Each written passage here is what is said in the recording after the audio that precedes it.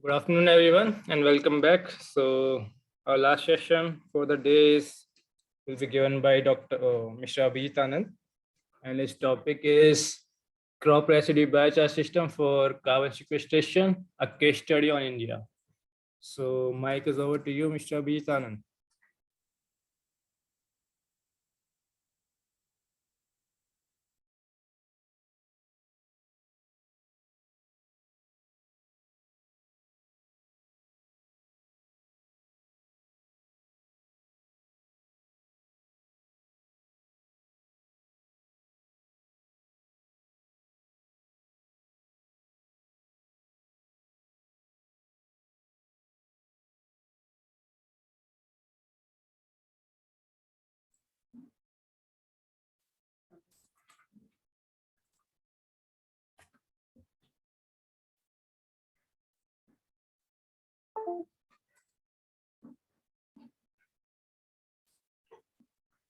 Is the screen is visible?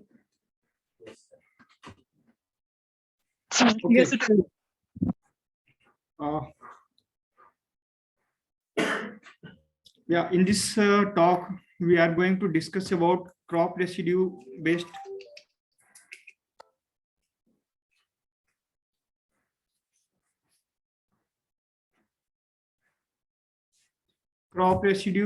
biochar system for carbon sequestration, and we will be taking a case study on India. Now, before going further, we will take up on the case of Paris Agreement. Paris Agreement is a legally binding international treaty on climate change. It was adopted by 196 countries in Conference of Parties meeting, which was COP21 in Paris on 12th of December 2015, and it came into the force on 4th of November in 2016. Okay, the main goal for the Paris Agreement was to limit the global warming not to more than 1.5 degrees Celsius compared to the pre-industrial era. We have already discussed about pre-industrial era in previous lectures, so I'm not going to elaborate this. The second one is to achieve its long-term temperature goal. Countries have to achieve a climate neutral world by 2050. And the next one is every country should submit their plans for reducing GHG emission and climate action to build resilience to adapt to the impacts of rising temperatures known as nationally determined contributions. Now coming to the India's pledge at Paris Agreement, that means India's nationally determined contribution in accordance with the Paris Agreement. India has three major targets under NDC for Paris Agreement.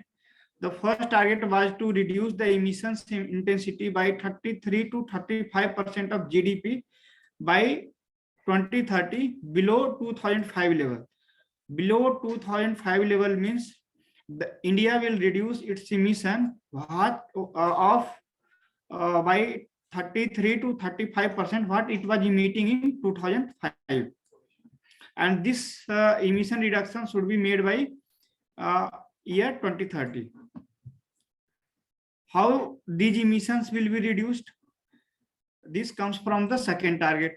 India will create an additional cumulative carbon sink of 2.5 to 3 gigaton CO2 equivalent through increasing forest and tree cover by 2030. That means the second target talks about increasing the carbon sink by increasing forest cover in India. Okay. And the third target was to increase the share of non-fossil based energy resource to 40% of installed electric power capacity by 2030. That means at present in India, the electricity production is mostly from the coal-based thermal power plants. I'm not going to talk in detail on this, and this lecture is mostly concentrated at the second point, that means creating cumulative carbon sink. Okay. Now coming to the emission scenario in India, the agriculture sector is the second largest GHG emission in India. We can see here. It contributes about 20.7% of total GHG emissions, and the energy sector is the largest emitter in India, which is about 70% of total emission, GHG emissions.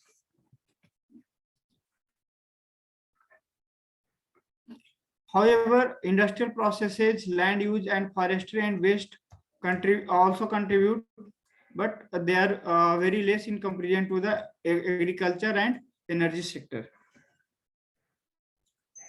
Agriculture and energy sector combinedly contribute about 90% or 91% to the total GHG emissions. So in this talk, we will be taking the case of agriculture, and in another talk, which is scheduled at 9:30 a.m. to 11 a.m. on the next Friday, that will be the first talk of the day. I will be taking the case of energy sector in that talk. Yeah. Now coming to the crop residue biochar system for carbon sequestration. See, India is the second largest agro-based economy in the world. Here, the crop production is done year round in 2 or at the some places in 3 cycles, and about 500 to 550 million tons of agro residue is produced in India every year from crop cultivation. Sugarcane constitute the largest amount of crop residue production, and followed by rice and wheat cultivation. Coarse cereals is the 4th largest contributor in the crop residue generation in India. However, oilseed, pulses, cotton, jute, and mesa are the other agriculture crops which are generating significant amount of agriculture residue. Coming to the percentage, sugar can have the highest share in the crop residue generation, which is about 27%, followed by rice 23%, wheat 22%, and the next one is coarse cereals 14%. The others including oilseed, pulses, cotton, and fibers contribute to the rest of the 14% of crop residue generation in India. So about 500 to 550 million tons of agro residue is a huge amount of agro residue which has to be managed every year in India. However, farmers get barely 15 to 20 days to prepare their field for the next crop cycle. So in the absence of proper handling of crop residue, farmers prefer to burn their crop residues in the field itself.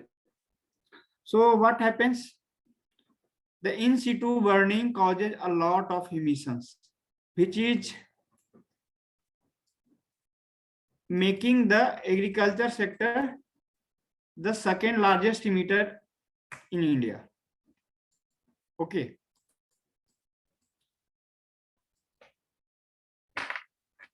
According to Government of India report, about 140 million tons of crop residue every year burnt in situ in India, and rice straw, wheat straw, sugarcane bagasse have the largest share in the in situ burnt crop residues. See, rice straw is about 30% of total crop residue burnt in situ in India. Wheat straw is about 20%, and sugarcane bagasse is about 25%.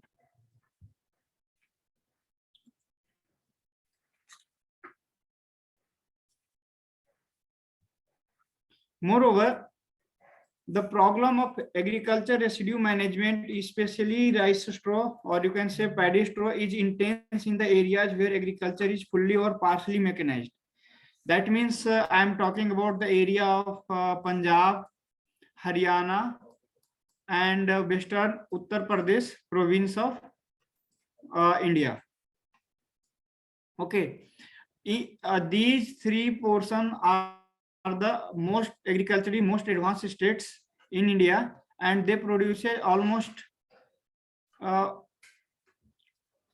70% of total crop residue production of India. Okay, for instance, we can say that Punjab and Haryana alone constitute about 48% of total in situ burning. That means about 65 million tons of crop residue, 65 million ton of crop residue is alone burned into in the field in Punjab and Haryana itself.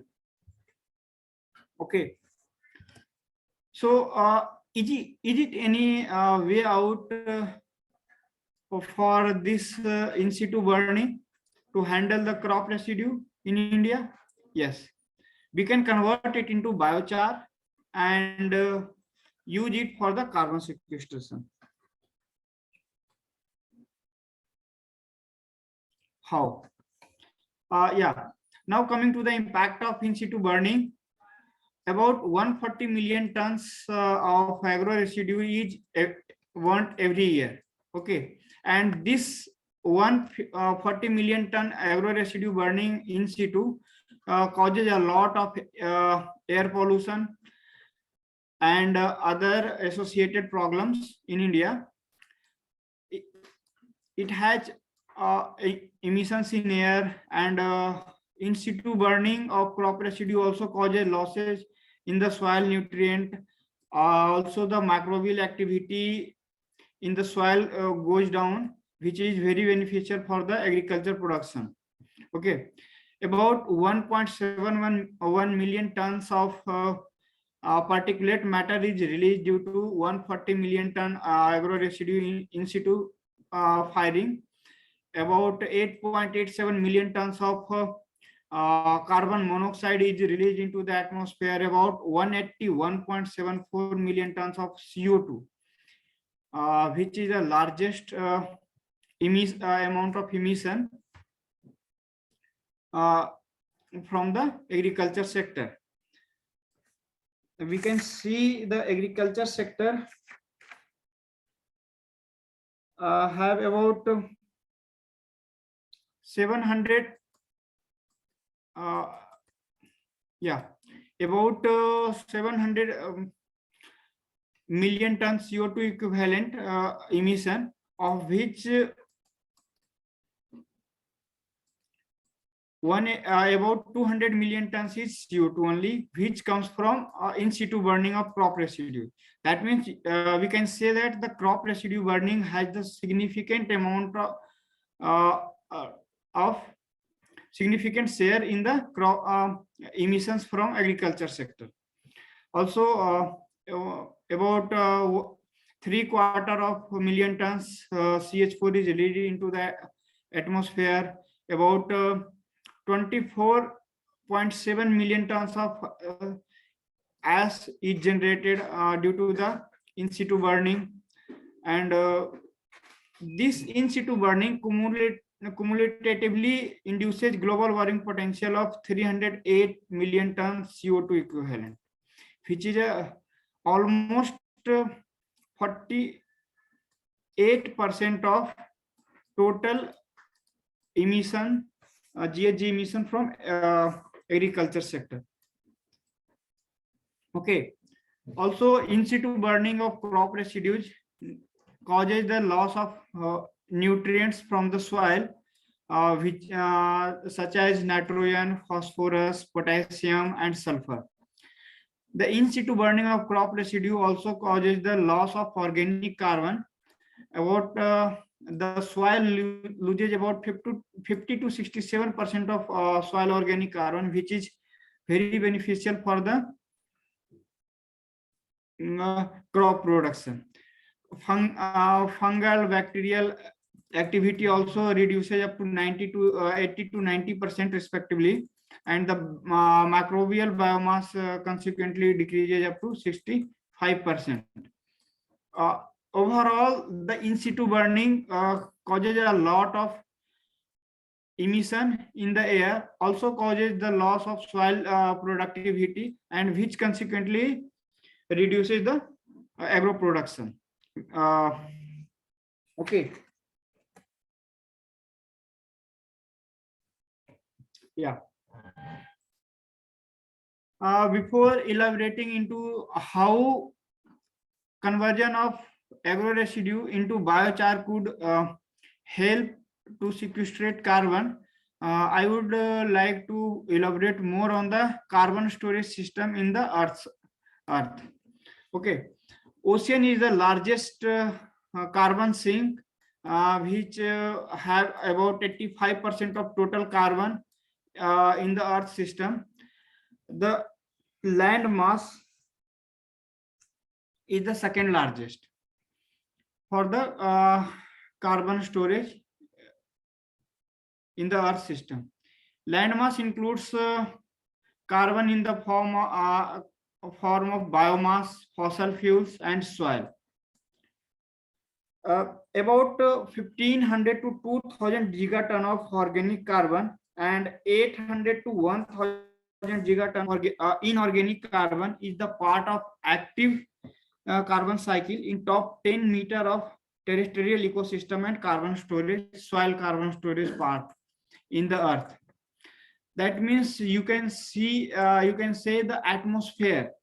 Atmospheric carbon is mostly in the form of inorganic CO2, inorganic carbon, which is CO2. And this atmospheric carbon, inorganic carbon has the least 1.7% contribution in the total carbon in the Earth system. However, even a slight change in the atmospheric carbon concentration causes catastrophic impacts on the ecosystem and terrestrial carbon cycle. You can say that this only 1.7% carbon, which is about 400 ppm in the atmosphere. ppm means parts per million. Okay. However, the small change in this concentration causes a lot of problems in the terms of global warming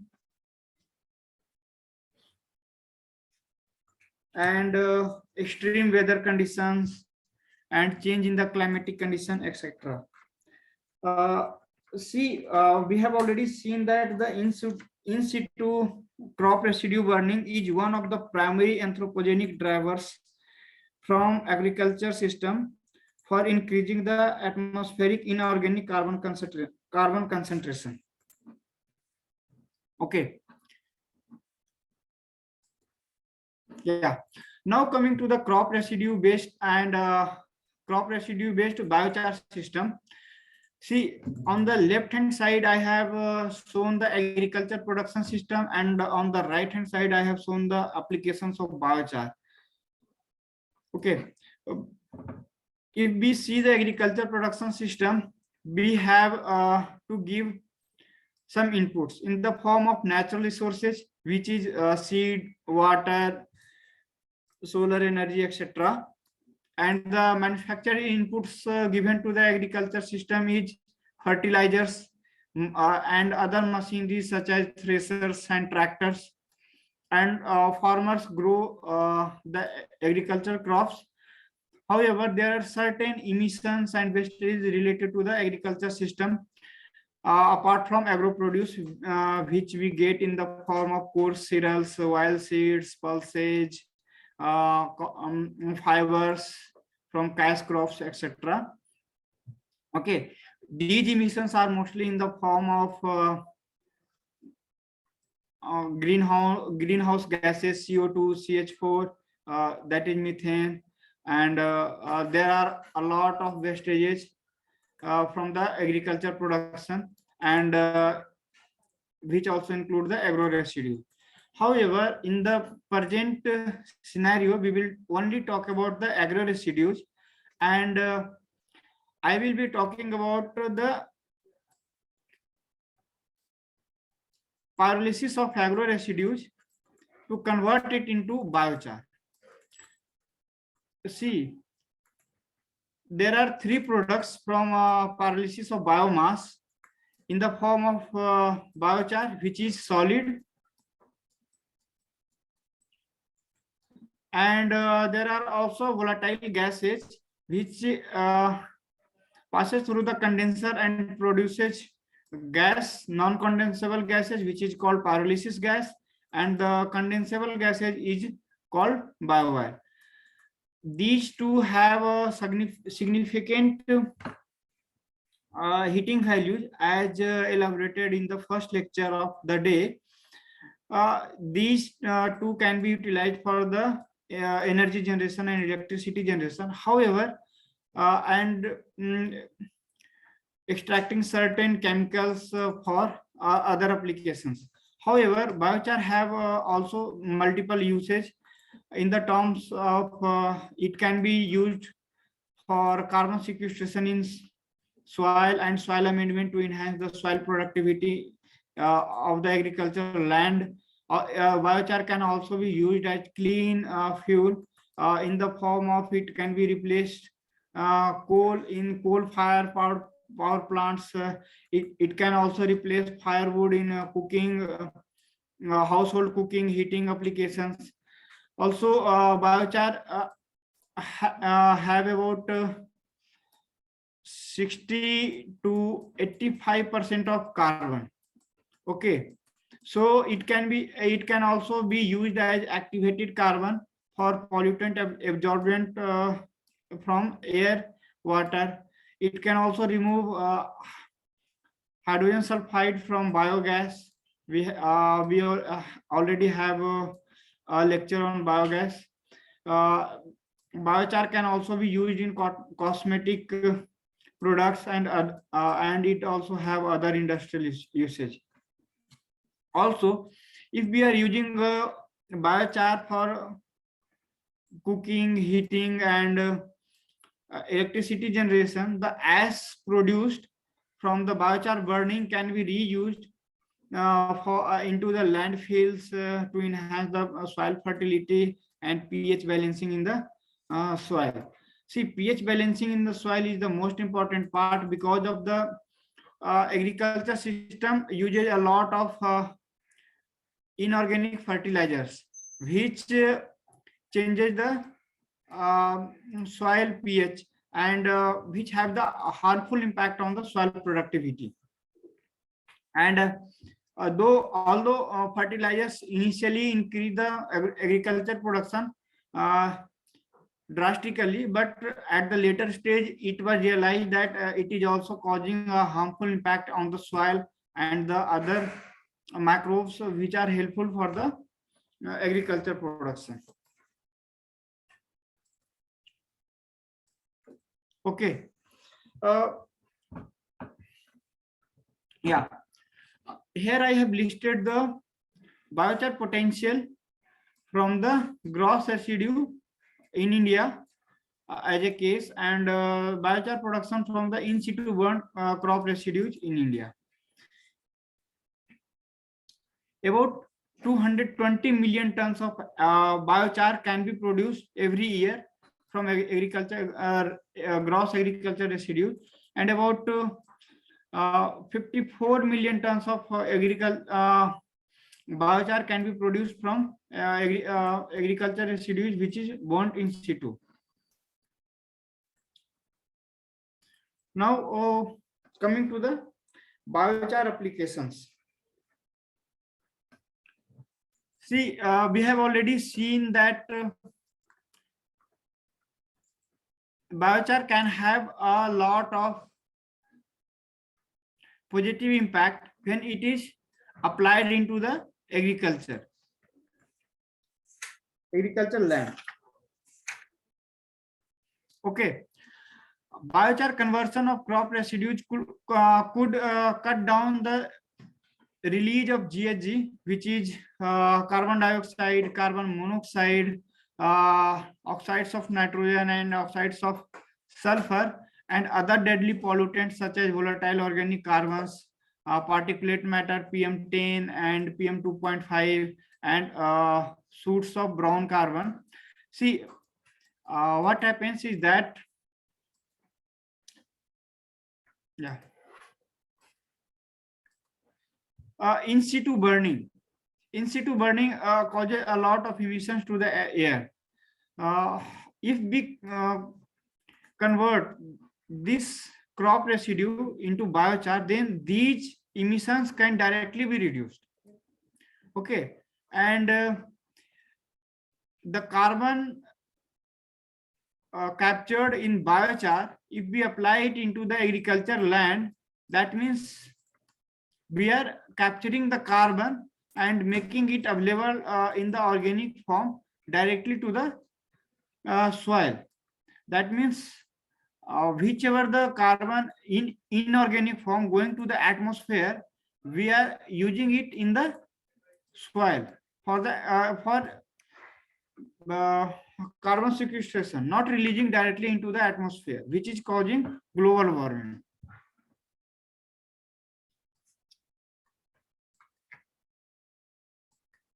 Okay.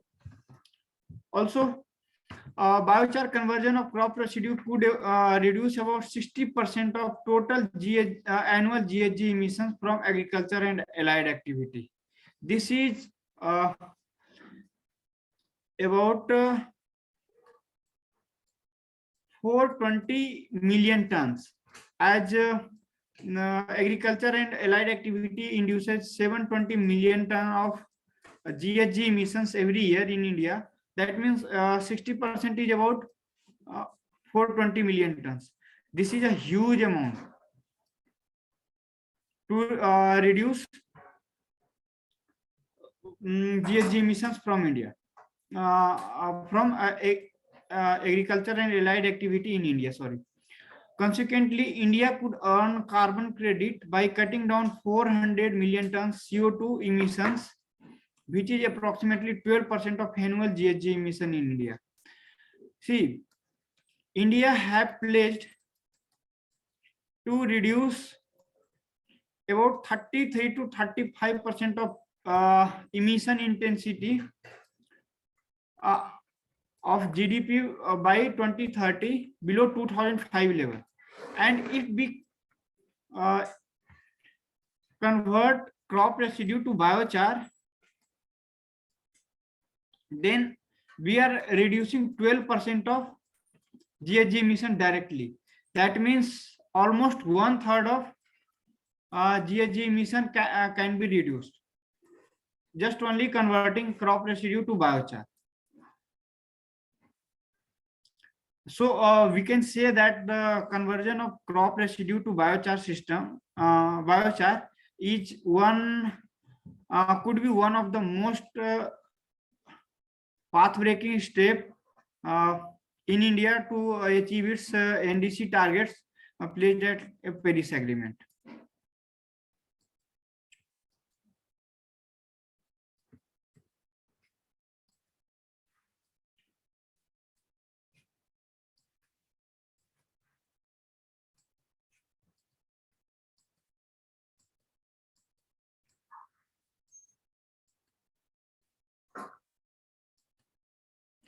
Okay, yeah. See, this was just about the how much carbon credit India could gain from biochar conversion for carbon sequestration. See, as I have told earlier that carbon sequestration in the soil is only one part of the benefits of crop residue based biochar system. However, biochar also induces a lot of other value-added benefits to the agriculture system when it is applied in the soil. Okay. When biochar is applied to the soil, it enhances the water retention capacity of soil. See, crop residue burning causes the hardening of topsoil, and hardened topsoil have very less about hardening of topsoil loses about 75% of its water holding capacity. That means if normal soil is able to retain 100 liters of water after irrigation, then the hardened soil will retain only 25 liters of water. Okay, so if biochar is applied to the soil, it enhances the water retention capacity up to 90%. That means in 1 year. However, it can increase on further applications. So the water holding capacity of the hardened soil could be increased up to 45 liters in 1 year, and the benefits could go on increasing, and it could also achieve up to the 100 liter or you can say 100% water holding capacity. See, if biochar is applied to the soil, it reduces the soil bulk density.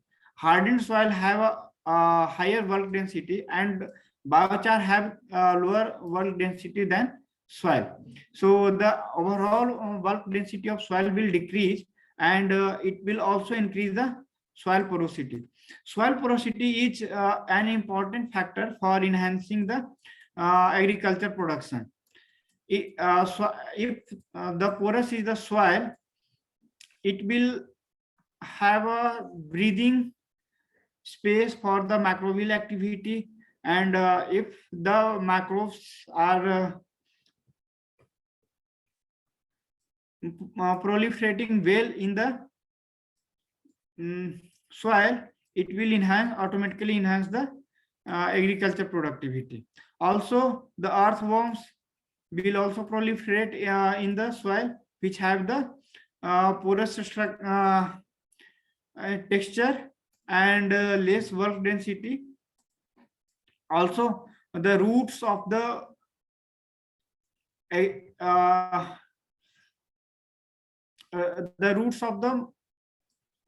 crops will also have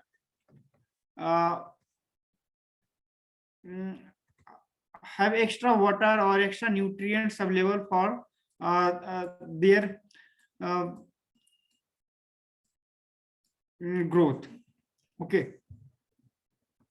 Also, biochar application in the soil improves the nutrient retention in the soil. See, the hardened soil due to the in situ burning causes a lot of nutrient loss. When the hardened soil is subjected to the irrigation, due to the less water holding capacity, a lot of water is washed away, and the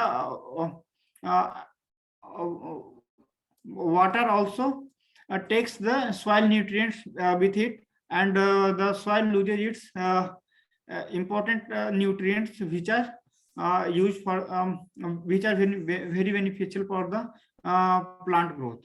Okay. Similarly, if biochar is enhancing the soil porosity and nutrient availability, consequently the less synthetic fertilizers will be required for in the agriculture system. Okay. As I told you earlier, biochar surface offers supplementary habitation to the microorganisms. See, there are a lot of microorganisms which help in the plant growth, and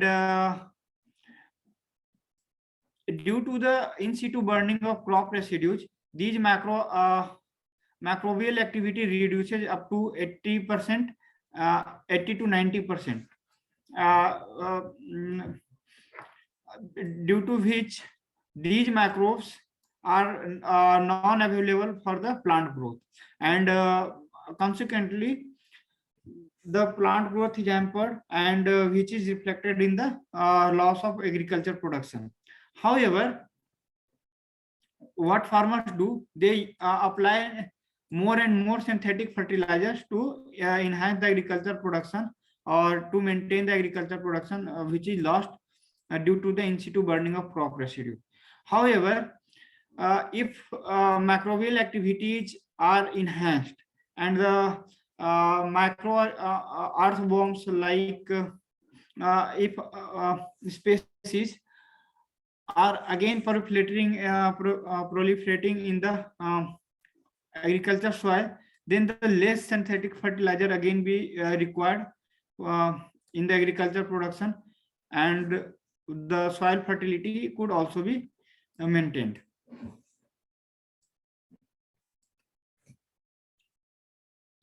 Yeah, biochar also have some oxygenated functional group such as alcohol,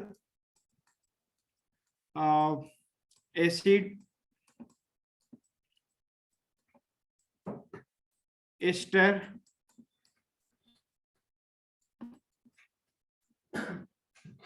aldehyde,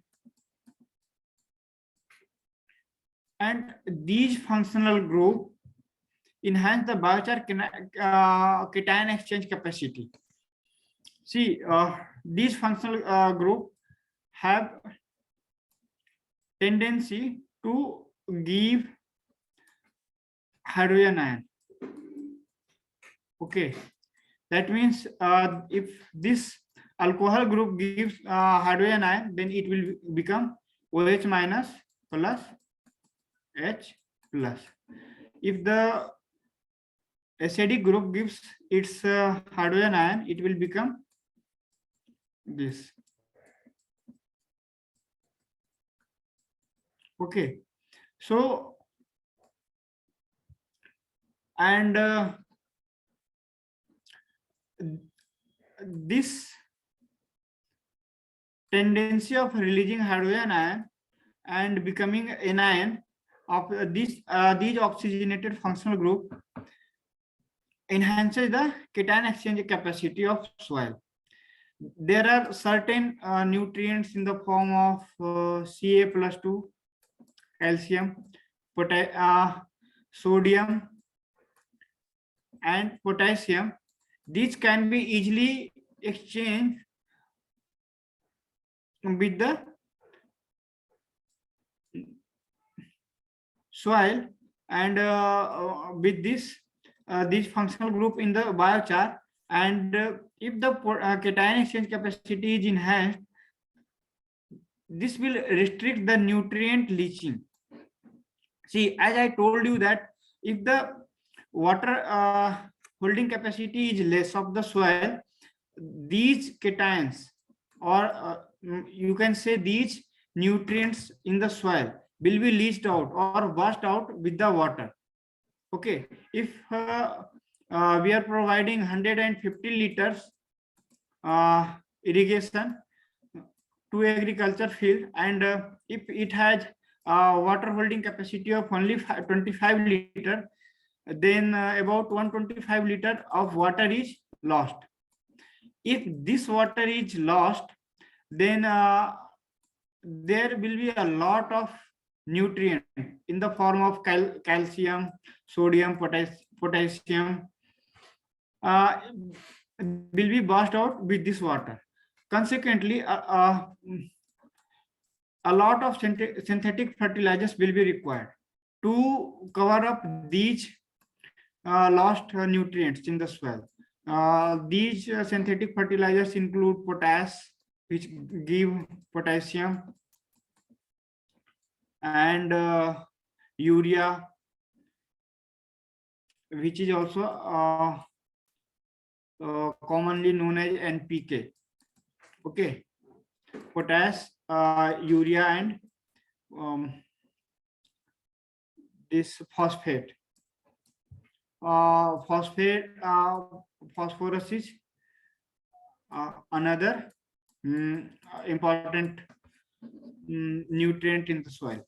Okay, if then the oxygenated functional groups enhances the biochar cation exchange capacity, and this restricts the nutrient leaching in the soil. Okay.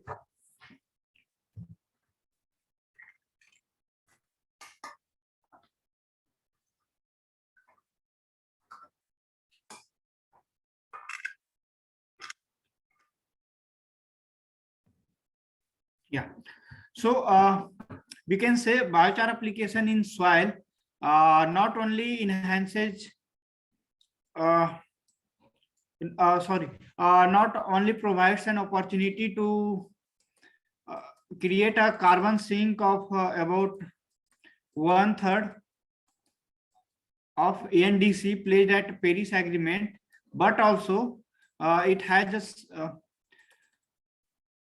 several benefits in the form of enhancing the agriculture productivity and soil health in the form of water retention capacity, soil decreasing the soil bulk density and increasing its porosity, improving soil, improving nutrient retention in soil and reducing synthetic fertilizer requirement, enhancing the microbial activity and restricting the nutrient leaching. See, all these parameters have a positive impact on the soil health.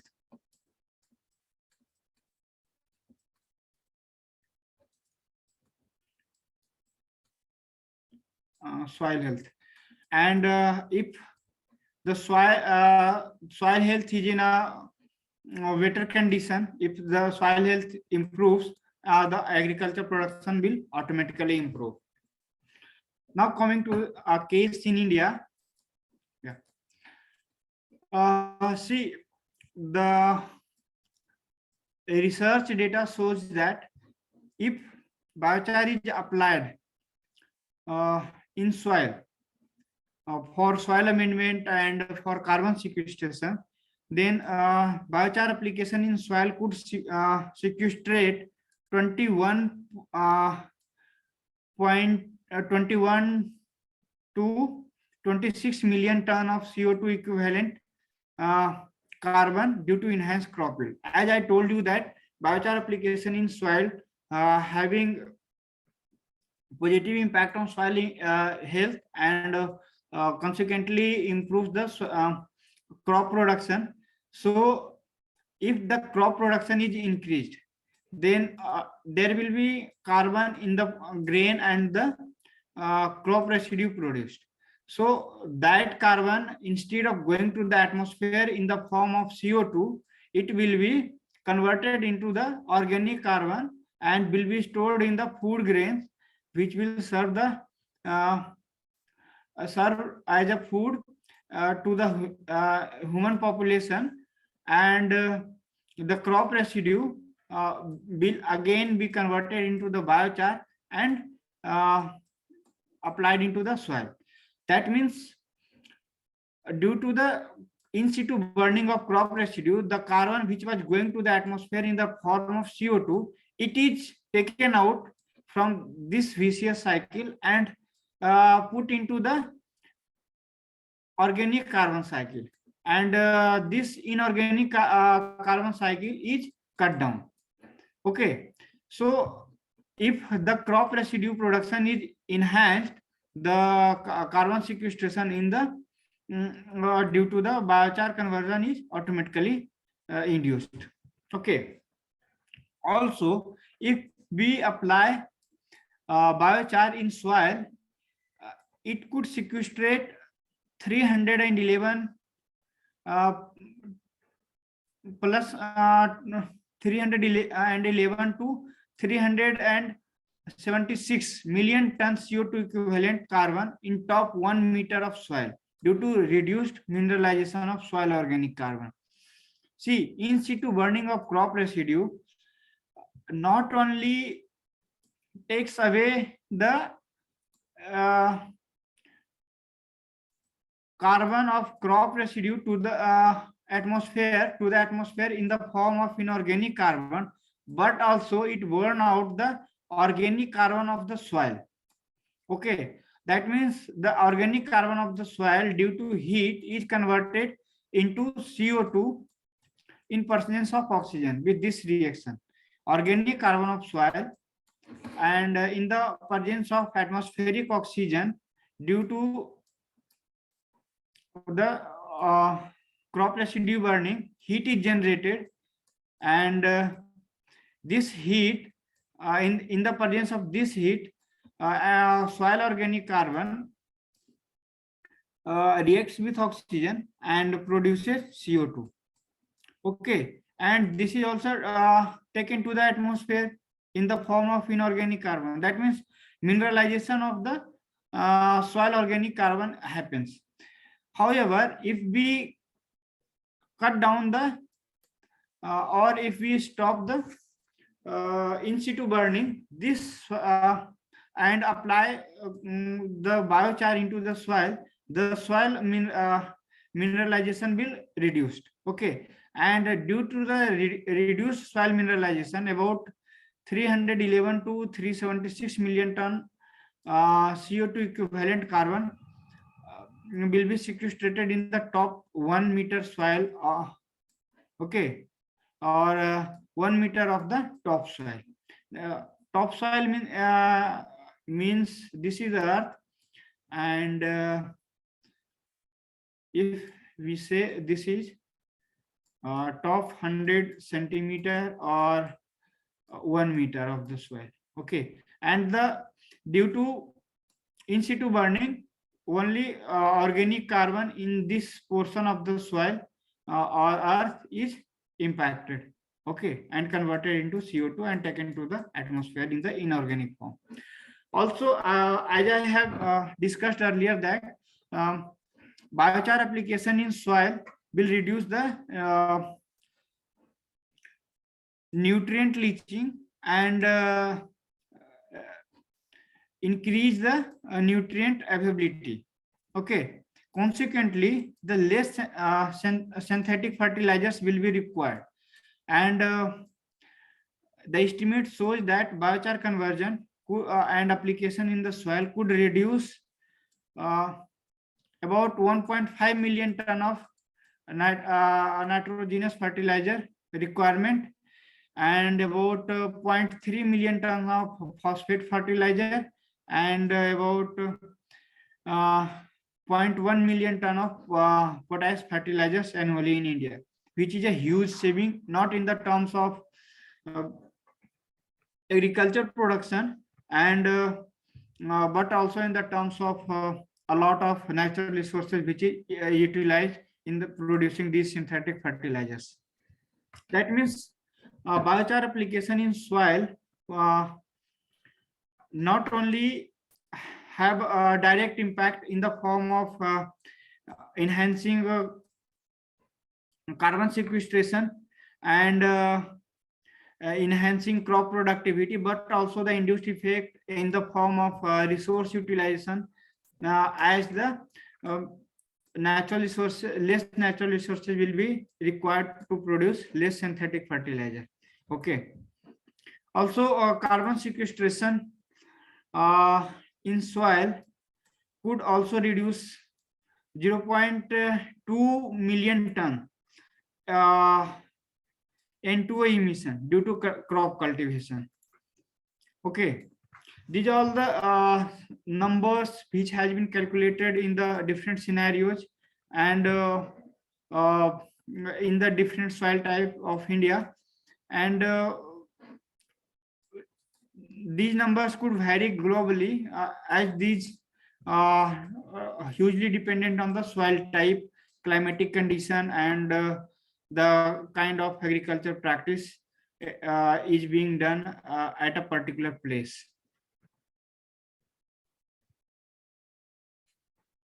Okay, yeah. Now coming to the learning outcome.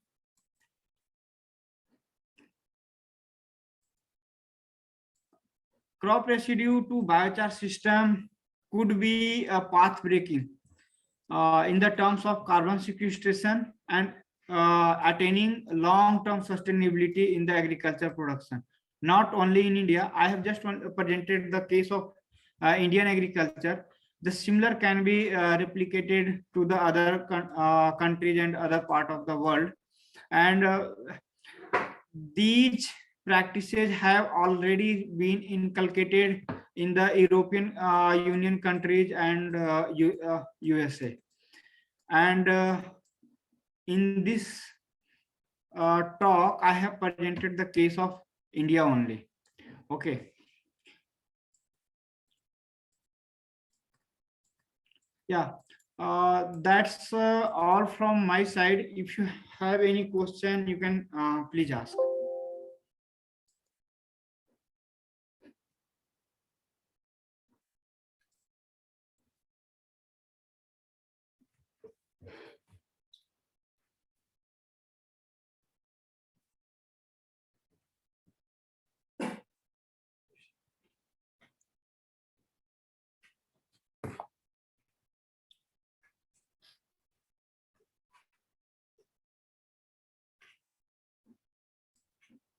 Okay, there is a question from one of the participants. How we can optimize the amount of biochar to apply in different soil? Yeah, this is one of the most important question. When we apply carbonious biochar to the soil, see, globally, 5 ton to 20 ton per hectare biochar is recommended. Okay, but it also depends on the soil. See, application of biochar, as I have already mentioned, that increases the porosity of the soil. However, we should not apply so much biochar so that the soil becomes such a porous that it is prone to the withering by high-speed winds and floods, etc. So yes, it is recommended about 5 ton to 20 ton per hectare biochar application, and depending upon the soil type.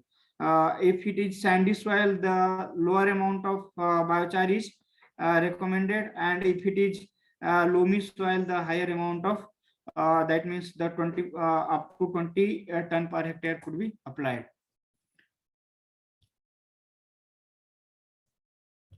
Any other question?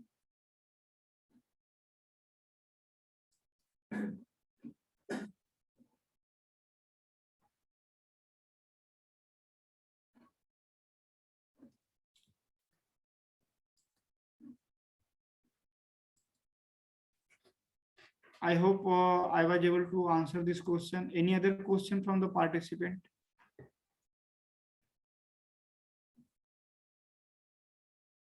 You can directly ask or put. Yeah.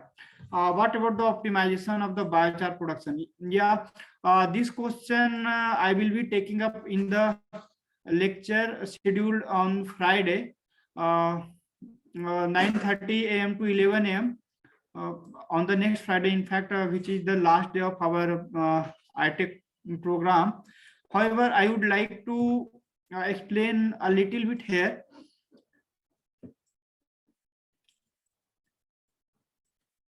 See, I have talked about the pyrolysis process for biochar production. Pyrolysis process have certain sets of parameters, such as process temperature. That means up to which temperature we have to heat the crop residue. And the most importantly is that pyrolysis process is carried out in the absence of oxygen. That means crop residue is converted into biochar by heating it into the absence of oxygen. That means oxygen should not be present there, otherwise the biochar or the crop residue would burn out. So pyrolysis process have 3 important parameters. First one is pyrolysis temperature, or you can say process temperature. The second one is heating rate, and the third one is residence time. Residence time is 2 residence time.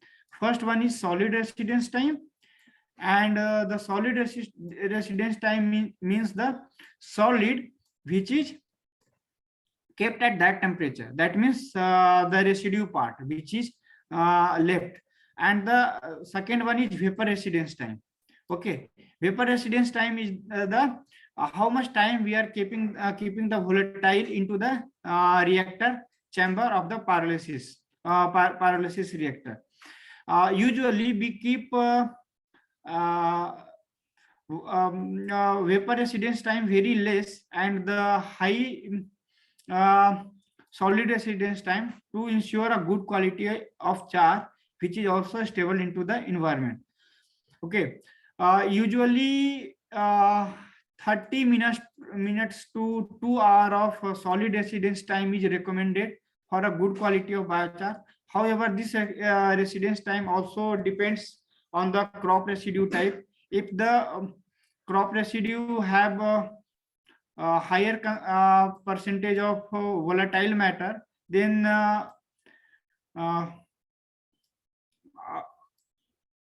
the lower solid residence time is recommended.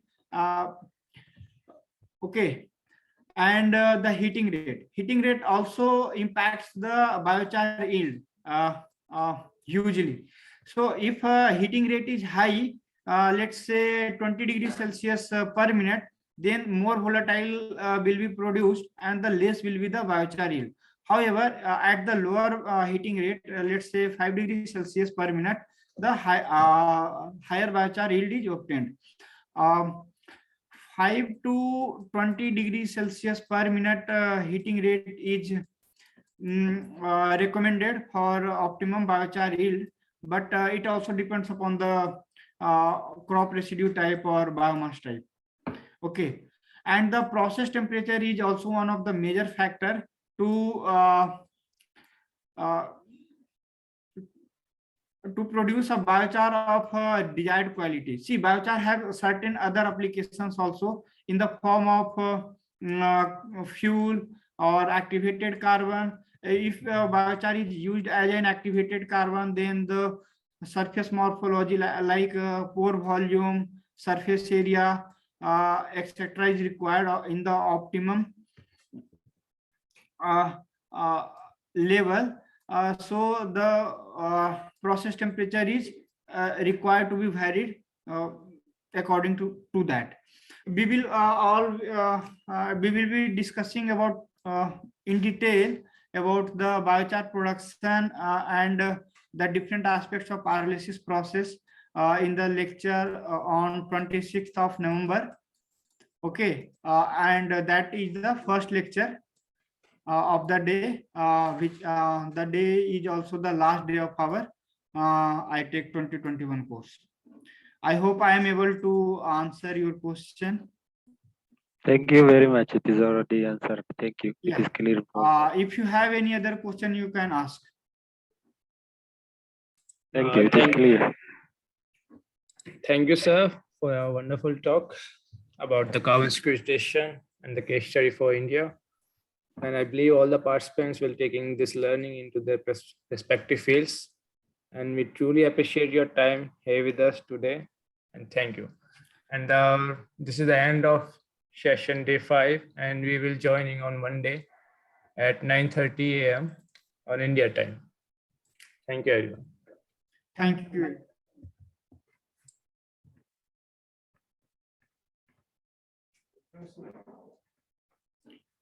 Stop the recording.